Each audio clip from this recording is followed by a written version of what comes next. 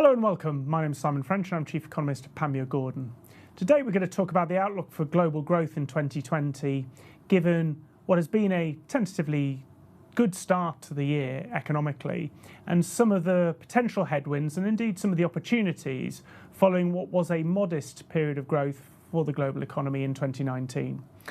So the factors affecting global growth are principally threefold. Firstly, there was significant stimulus put into the global economy during 2019. The Federal Reserve initially plateaued US interest rates and then cut them 3 times.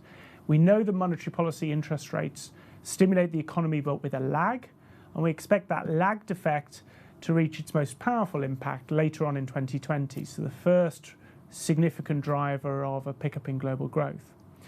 The second factor is fiscal stimulus, particularly in the US economy, but increasingly spreading to Europe, the United Kingdom, Japan, China.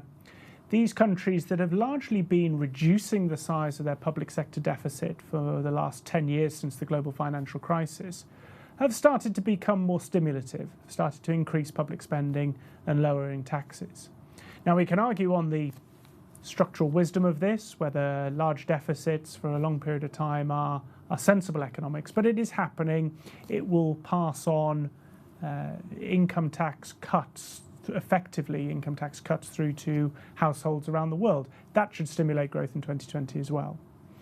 The third factor, of course, is the plateauing in trade tensions. We've seen in recent days a trade deal between the US and China agreed. Now, while it is just a phase 1 trade deal, it certainly suggests to most commentators that the trade tensions that really contributed to that slowdown in economic momentum during 2019 should not pick up this side of the US presidential election in November.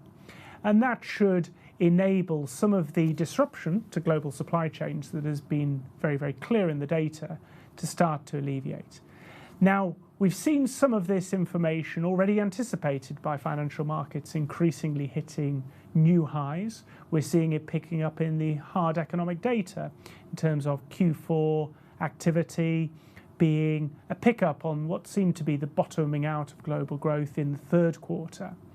And it is that dynamic that has really challenged the thesis that really dominated financial market thinking in the first quarter of 2019, which was the inversion in the US sovereign yield curve, leading to many concerns that that inversion, which historically has been a great predictor of a US and indeed a global downturn, was going to lead to something much more severe.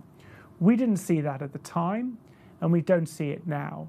And while the pickup in global growth is unlikely to be the V-shaped recovery we saw in 2015-16, it'll be more of a U-shape, a slow burn.